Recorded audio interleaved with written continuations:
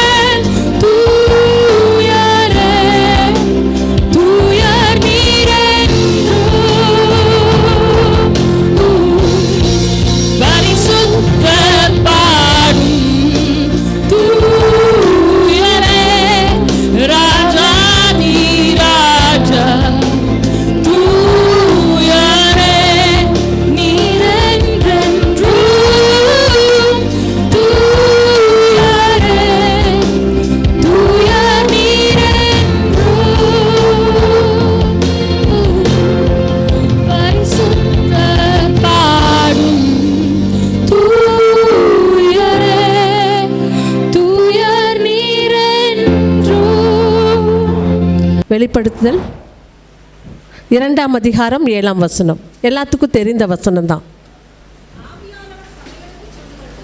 ஆவியானவர் சபைகளுக்கு சொல்லுகிறதை காதுள்ளவன் கேட்க கடவன். ஜெயம் கொள்ளுகிறவன் எவனோ அவனுக்கு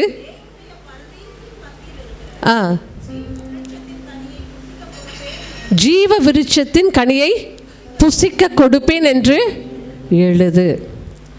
இந்த வெளிப்படுத்தல பார்க்கும் பொழுது இந்த சபைகளுக்கு ஆண்டவர் சொல்லுகிற ஒவ்வொரு காரியமும், நீ இதிலிருந்து திருந்தனா, இதிலிருந்து நீ மாற்றத்தை நீ ஏற்படுத்தி கொண்டா உன்னுடைய ஆத்துமத்தில் மாறுதல் வருமானா என்னென்ன ஆசீர்வாதங்களை எல்லாம் வைத்திருக்கிறேன்னு சொல்லி ஆண்டவர் ஜெயம் கொள்ளுகிறவன் எவனோ, ஜெயம் கொள்ளுகிறவன் எவனோ, ஜெயம் கொள்ளும் பொழுது தேவன் நமக்கு நிறைய ஆசீர்வாதங்களை வைத்திருக்கிறார்.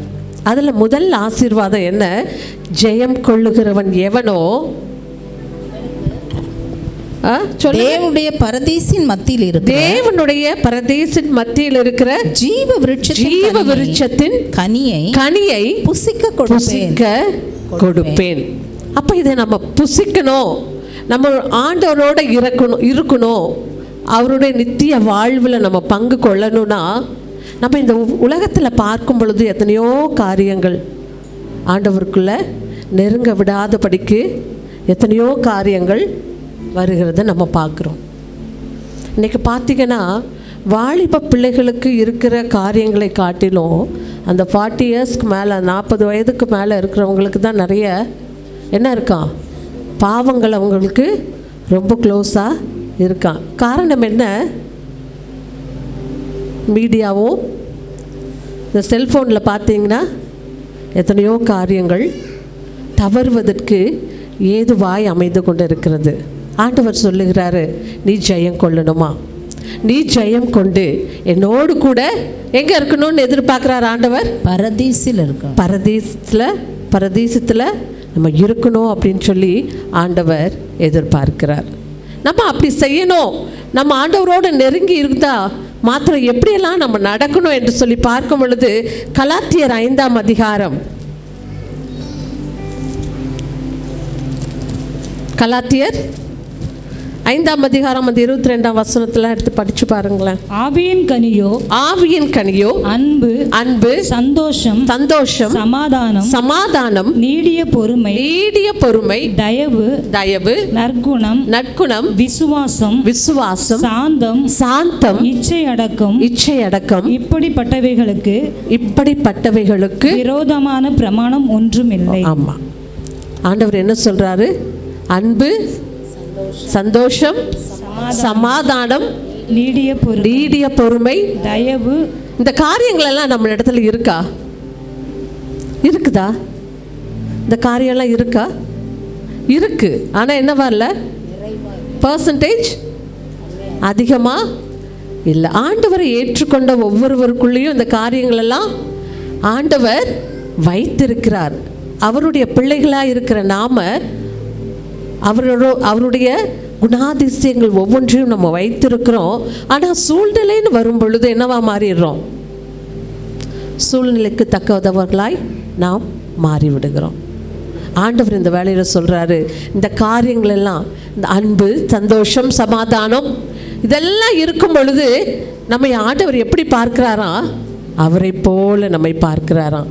அவருடைய பிள்ளையாய் நம்மை அவர் வைத்திருக்கிறார். யோவான் 14ஆம் அதிகாரம் 27ஆம் வசனம். யோவான் 14:27. சமாதானத்தை உங்களுக்கு வைத்து போகிறேன், என்னுடைய சமாதானத்தையே உங்களுக்கு கொடுக்கிறேன். உலகம் கொடுக்கிற பிரகாரம் நான் உங்களுக்கு கொடுக்கிறதில்லை.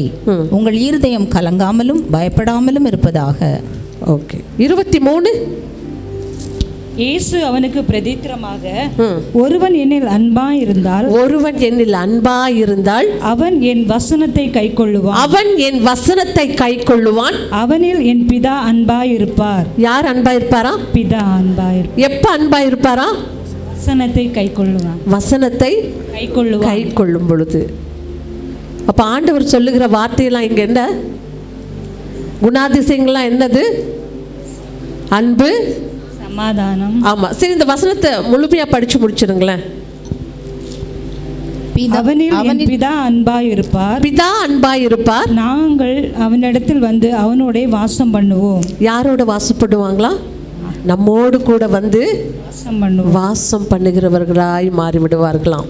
அப்ப ஆண்டவர் நம்மிடத்தில் எதிர்பார்க்கிற ஒரு குணாதிசயம் என்ன? அன்பு. அந்த அன்புல நாம் நிலைத்து இருக்கும் பொழுது, நாம் அவருடைய பிள்ளைகளாய் இருக்கும் பொழுது, மற்றவர்களுக்கு ஆசீர்வாதமான ஒரு கனிகளாய் ஆண்டவர் நம்மை வைக்க விரும்புகிறார். ஒருவேளை இந்த எல்லாரும் இந்த கனியை நம்ம பெற்றுக்கொள்ளணும், பரதேசின் மத்தியில் இருக்கிற அந்த ஜீவ விருட்சத்தை நம்ம பெற்றுக்கொள்ளணும் அப்படின்னு ஆண்டவர் எதிர்பார்க்கிறார். அதற்கு விரோதமான காரியங்களும் இருக்குது. கலாத்தியர் அந்த 22க்கு அப்புறம் படித்து பார்த்தீங்கன்னா,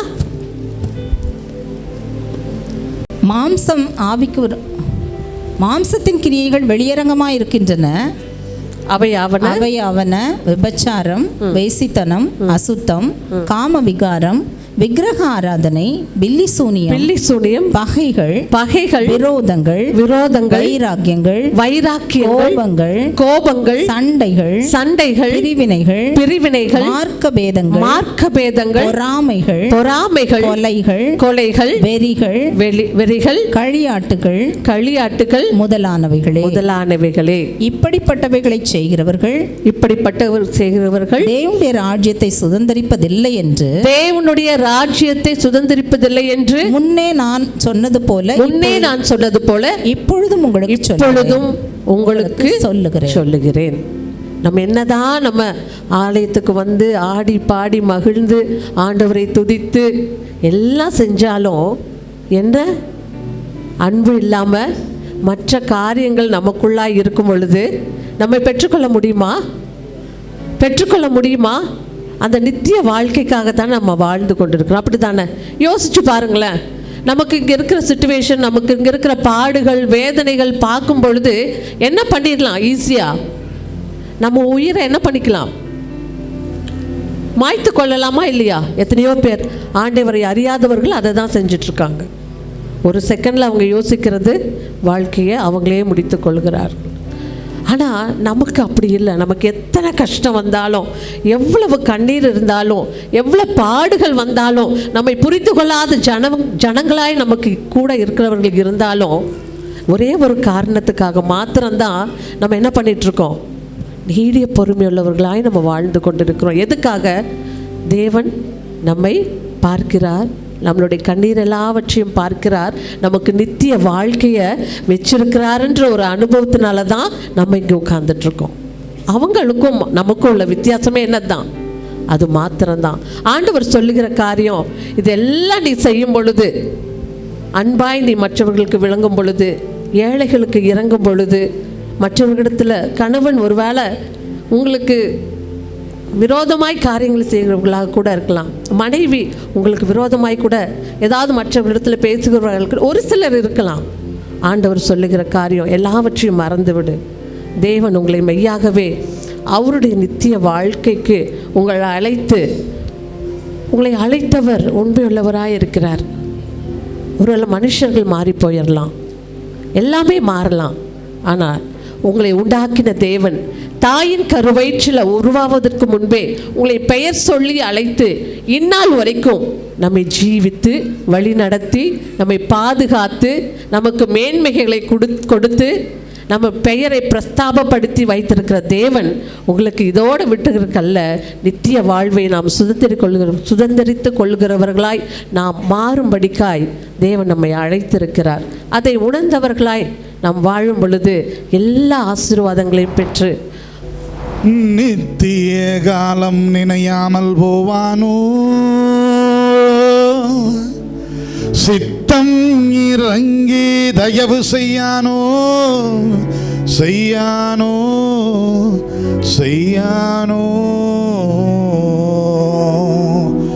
மெத்த எந்த வினை வந்தாலும் ஈசுவரன் உண்டனக்கு சிந்தனை புண்டாதே. நெஞ்சமே நெஞ்சமே நெஞ்சமே சிந்தனை படாதே. நெஞ்சமே சிந்தனை படாதே. நெஞ்சமே ஊனை ரட்சித்த தேவசூதன் இருக்கிறா. சிந்தனை படாதே. நெஞ்சமே ஊனை ரட்சித்த தேவசூதன் இருக்கிறா. ஹல்லேலூயா. சிந்தனை படாதீர்கள், தேவசூதன் இருக்கிறார். யோபு சொன்னார், என் மீட்பர் உயிரோடு இருக்கையில் என்ன குறை உண்டு? ஆமென். என் மீட்பர் உயிரோடு இருக்கிறார். யாக்கோபு 1:25 படிங்க பார்க்கலாம். சுயாதீன பிரமாணமாகிய பூரண பிரமாணத்தை சுயாதீன பிரமாணமாகிய பூரண பிரமாணத்தை உற்று பார்த்து, அவ்வளவுதான், உற்று பார்த்து அப்புறம் அதிலே நிலைத்திருக்கிறவனே கேட்கிறதை மறக்கிறவனாயிராமல் அதற்கேற்ற கிரியை செய்கிறவனாயிருந்து தன் செய்கையில் பாக்கியவானாய். இப்போ இவ்வளவு நேரம் நாங்க கேட்கறத சொல்றது கேட்டு மறந்துட்டு போட போறீங்களா, மறக்காத இருக்க போறீங்களா? ஃபர்ஸ்ட் கேள்வி அது. சொல்லுங்க. அதுக்கப்புறம் என்ன சொல்லுது? எப்பா நான் சொல்ற வசனத்தை நீ என்ன பாரு, உற்றுப்பார். எல்லாம் சொல்லுங்க, உற்றுப்பார். உற்றுப்பார். எல்லாம் சொல்லுங்க, உற்றுப்பார். இந்த உத்து பார்க்காதனால தான் பிரச்சனையே. எதை உத்து பார்க்கணுமோ அதை உத்து பார்க்காம எதெல்லாம் உத்து பார்க்காத இருக்கணுமோ அதை தான் உத்து பார்க்கறது. என் மனைவி சொன்னாங்க இல்லையா பிரச்சனை எங்கன்னு. பைபிள் சொல்லுது, சுயாதீன பிரமாணம் கொடுத்துட்டார் ஆண்டவர். அது என்ன பிரமாணம் தெரியுமா? பூரண பிரமாணம். நான் சொல்கிற மாதிரி நீங்களும் சொல்லி பாருங்களேன். சூப்பராக நீங்கள் வசந்த கேட்குறவங்களா இருப்பீங்க. அப்படி இப்படி போக மாட்டீங்க. கேட்கலாமா? நான் சொல்கிறேன். சுயாதீன பிரமாணம் என்ன சொல்லுங்கள்? சுயாதீன பிரமாணம். அது பூரண பிரமாணம் சொல்லுங்க. அது பூரண பிரமாணம். பூரணம்னா என்ன பூரணம் சொல்லுங்க? நன்மையில் பூரணம், நன்மையில் பூரணம், அன்பிலே பூரணம், அன்பிலே பூரணம், பரிசுத்தத்தில் பூரணம், பரிசுத்தத்தில் பூரணம். இதெல்லாம் ஆவறதில்லை, இதெல்லாம் ஆவறதில்லை, இதெல்லாம் ஒன்று என்கிட்ட பூரணமா குழந்தை பிறக்குதுன்னு ஒன்று உண்டா, அடுத்ததுன்னு அது வளர்ச்சின்னு ஒன்று உண்டு. நீங்கள் பிறந்துட்டீங்க இந்த சபையில், அப்போ உங்களுக்கு என்ன வேணும்? வளர்ச்சின்னு ஒன்றும். இந்த வளர்ச்சி நான் கொஞ்சம் உத்து பார்த்தா தான் வளருவீங்க. எப்படிங்க? உத்து பார்த்தா தான் வளரும். எதை உத்து பார்க்கணும்? இந்த பூர்ண பிரமாணம். அந்த பூர்ண பிரமாணம் என்ன பிரமாணம்னா நன்மையில் பிரமாணம். அடடா பூர்ணம். எங்கெங்க எச்ச கையில் காக்கா ஓட்டா தகுறாங்க எங்கள் மாமியார். இந்த மரும வகுதை எச்ச கையில் காக்கா ஓட்டா தகுதுன்னா எல்லாரையும் அனைத்து நினச்சி போகிறேனுங்க. ஆனால் இது பாருங்க எப்படி இருக்குது, எச்ச கையில் காக்கா ஓட்டாது சொல்லுகிறோம் அல்லவா? நன்மை இல்லை ஐயா. அப்போ அது எப்படி எப்படிங்க பூர்ணம் வரும்? நீங்கள் பிறந்துட்டீங்க. சபை எதை நோக்கி வளரணும்? பூரணத்தை நோக்கி வளரணும். எதில் வளரணும்? நன்மையில் வளரணும். எதில் வளரணும்? பரிசுத்தத்தில் வளரணும். அன்பில் வளரணுங்க. அன்பு சகலத்தையும் தாங்கும், அன்பு சகலத்தையும் நம்பும், அன்பு சகலத்தையும் சகிக்கும். 1 கொரிந்தியர் 13 உங்களுக்கு எல்லாம் தெரியும்ல. பண்டினறிந்தாலும் பணிவனில்லை, பயனதும் இல்லை, அன்பே பிரதானம், சகோதர அன்பே பிரதானம். இந்த விழாவில் இருக்குது இல்லையா, அதில் நாங்கள் இந்த பாட்டெலாம் வேறு லெவலில் பண்ண போகிறோம். தெரியுமா உங்களுக்கு? வேறு லெவலில். அருமையான ஜெபச்சனமே, அன்பில் நிலைத்திருக்காவிடால் இந்த பாருங்கள், இந்த சுயாதீன பிரமாணம், இந்த சுயாதீன பிரமாணம் நான் இந்த கொஞ்சம் உங்களுக்கு எக்ஸ்பிளைன் பண்ணணுன்னு பார்க்குறேன். புரியுதுங்களா? என்னென்னா, நம்மளுக்கு ஆண்டவர் என்ன பண்ணார்? நம்மளுடைய சுயத்துக்கு நம்மளை ஆதீனமாக்கிட்டார். ஒத்திங்களா? மதுர ஆதீனம், அந்த ஆதீனம், அதெல்லாம் பற்றி பேசலை. ஆனால் உங்களுக்கு புரியறதுக்காக சொல்கிறேன். ஏன் சுயத்துக்கு யார் ஆதீனங்க? கொஞ்சம் உத்து பாருங்களேன். அதனால தமிழே உத்து பார்க்கறது இல்லையே. நம்ம தமிழே தான் இருக்குது. தமிழை உத்துப்பா. இந்த தமிழை பாருங்க. சுயம் பிளஸ் ஆதீனம், சுயாதீனம். அதுக்கு பிரமாணம், சுயாதீன பிரமாணம். இந்த பூரணத்தை அழகா சொல்லுது. இந்த சுயாதீன பிரமாணம் என்ன சொல்லுது? என் சுயத்துக்கு நீ தாண்டா ஆதீனம். தெரிந்து கொள்ளப்பட்ட ஜனமாகிய நீங்கள். லூக்கால இது இப்போ சாமுவேல் ராஜ் பாஸ்டர் எனக்கு அழகாக ஒரு வாட்டி வீட்டுக்கு வந்து 1.5 மணி நேரம் எடுத்தார் இந்த கிளாஸ். ஆமாம். தெரிந்து கொள்ளப்பட்ட ஜனமாகிய நீங்கள் யாருன்னு தெரிஞ்சுட்டல? தெரியாது பாஸ்டர். அவிஷ்டோ நன்னா தெரிஞ்சுக்கோ. தெரிந்து கொள்ளப்பட்ட ஜனமாகிய உனக்கு 3 கொடுத்துருக்காரு ஆண்டவர். என்ன தெரியுமா? ஆவி, ஆத்மா, சரீரம். இந்த 3 குற்றப்படாத இருக்கிறதுக்கு தெசலோனிக்கேயர்ல ஒரு வசனத்தை சொன்னார். அதை இந்த அக்கறையில் வச்சுக்கணும். அப்புறம் பாஸ்டர், அப்புறம் தெரிந்து கொள்ளப்பட்ட ஜனமாகிய நீங்கள் உங்களை யார் தெரிந்து கொண்டார்? அவளை தெரிந்து கொண்டாரா அப்படின்னு. ஐயோ, யார் அவ? அவாதாண்டா அவர் பிரஜாபதி. இந்த லோகத்தை எல்லாம் சும்மா கையில் உள்ளங்கையில் வச்சுருக்கிறாரு. சக்கரை பூச்சக்கரத்தை சும்மா அப்படி வச்சுருக்கிறாரு. அவர் தான் தெரிந்து கொள்ளப்பட்ட ஜனமாகி நீங்கள் உங்கள் சுயத்துக்கு உங்களை ஆதீனமாக படைத்த அந்த தேவனை தெரிந்து கொண்டீர்களா? இல்லை. சரி, அபிஷ்டு. அடுத்தது தெரியுமா? என்னது? எதற்காக உன்னை தெரிஞ்சுக்கினார் அது தெரியுமா? ஐயோ அடசாமி, தெரிந்து கொள்ளப்பட்டவுடன் தெரியல. உன்னை அறிந்தால் நீ உன்னை அறிந்தால்னா உன்னையும் அறியல. அப்புறம் யார் என்ன தெரிஞ்சுக்கினார்? அவரையும் அறியல. எதுக்காக தெரிஞ்சுக்கினாரு? அதுவும் தெரிஞ்சுக்கல. சரி, அதுக்கப்புறம் ஒன்றா இருக்குது தெரியுமா? அப்போ அங்கே ஃபஸ்ட்டு அட கேள்டா அம்பி சொல்கிறேன். தெரிஞ்சுக்கினாரு. எதுக்கு தெரிஞ்சு என்னமோ ஒன்று வச்சுக்கிறாரு. அது என்னது? சாவ மாட்டப்போ என்னது? இதை ரேஷன் கார்டு. இதில் என்ன போட்டுக்குது? எச்சு முத்திரை. நம்புறவங்களுக்கு எவனு, நம்பாதவங்களுக்கு அதே எச்சு தான் எள்ளு. எப்படிங்க? நம்புறவங்களுக்கு எவனு, நம்பாதவங்களுக்கு அதே எச்சு முத்திரை ரேஷன் கார்டு. இதை திறந்து பட்டா சாவ மாட்டப்போ அதுதான் வச்சுக்கிறாரு உனக்கு. எங்கே போட்டுக்குது? நல்லா பாரு. யோவான் 3:16 அதானே? நித்தியமாய் சாவவே மாட்டேன். ஏன் பாஸ்டர் அப்படி சொல்றீங்க? அருமையான ஒரு பஞ்ச் டைலாக். என்ற சாவை அவர் சாவால் சாவாச்சுனால என்ற சாவு சேர்த்து போச்சுக்கானே. இதான் இது. யார் சொல்கிறீங்களோ ஒரு சீடி இலவசம். ஓ சீடிலாம் பறந்து போச்சா, சரி பென்ட்ரைவ் இலவசம். சொல்லுங்க பார்க்கலாம்.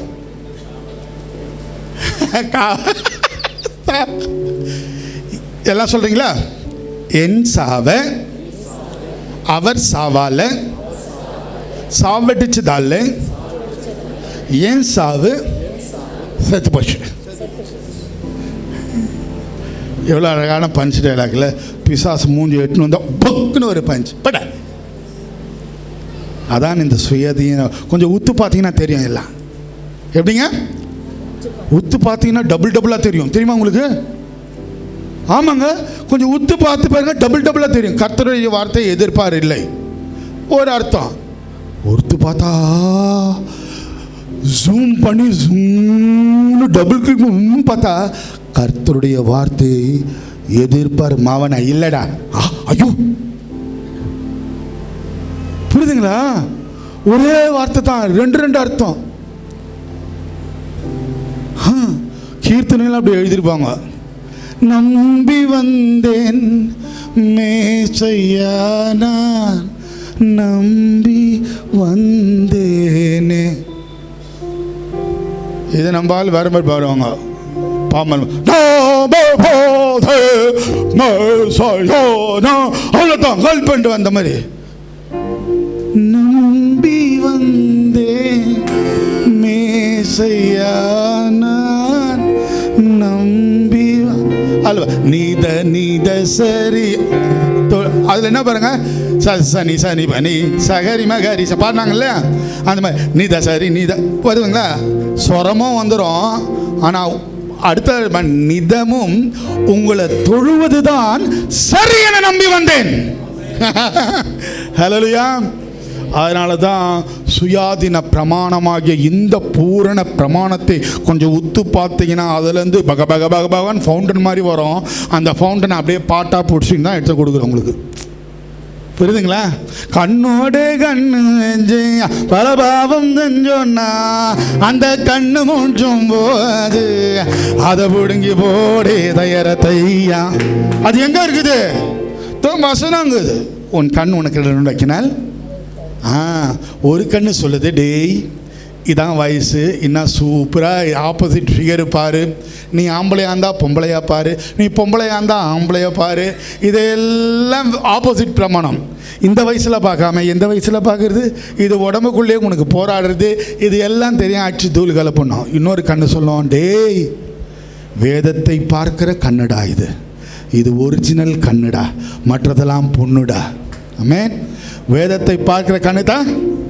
எனக்கு ஒரு நண்பர் தெரியுங்க, அவர் பயங்கரமான ஆளுன்னு வச்சுக்கோங்களேன். அவர் எந்த நிலைமையில் இருந்தாலும் இந்த பைபிளை மட்டும் விட மாட்டார். எப்படிங்க?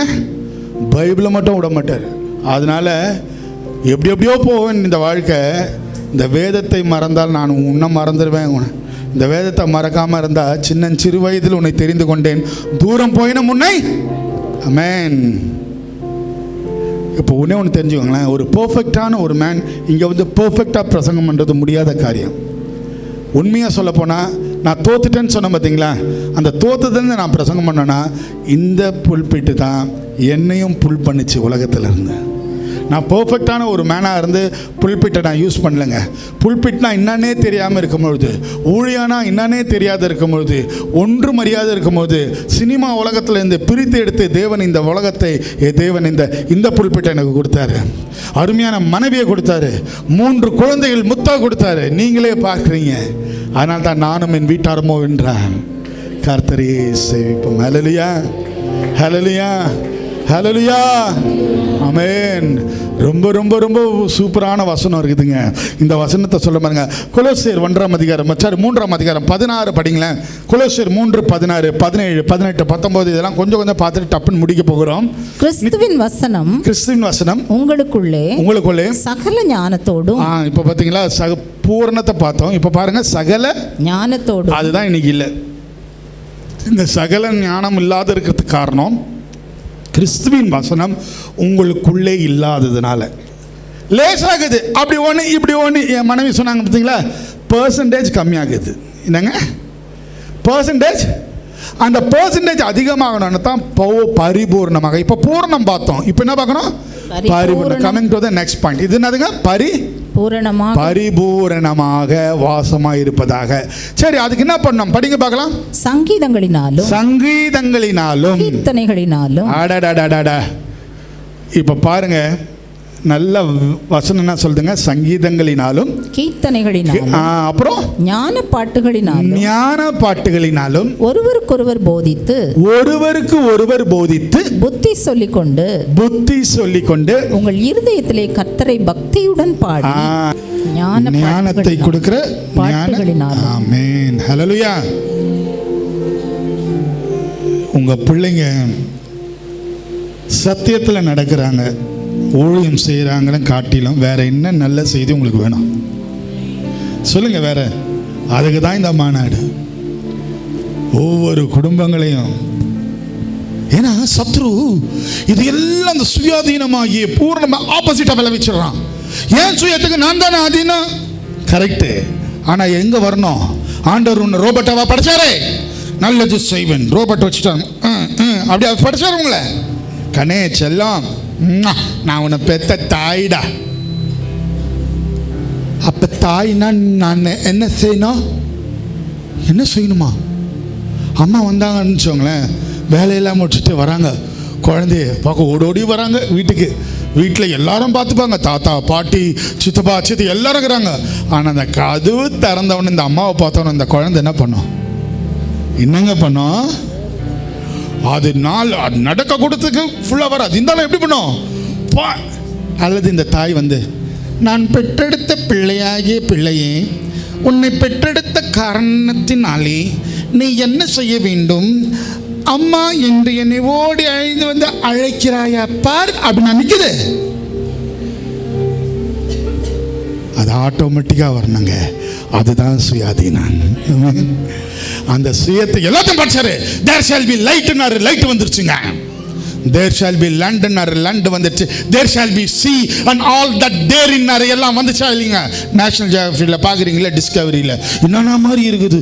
ஐயோ யோ யோ யோ யோ யோ யோ யோ யோ இல்லை.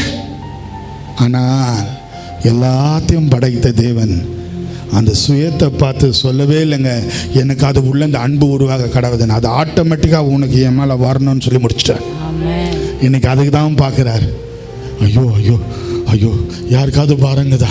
அடே சுற்றி பார்க்கிறேன், திறப்பில் யாருமே இல்லையே. பார்த்தீங்களா? இனி இனி இனி இனி இனி காலம் செல்லாது, இனி பாவம் செய்யாது, இனி எல்லாம் புதிதாயின்னு. ஆமென். இனி மறுரூபம் தான்.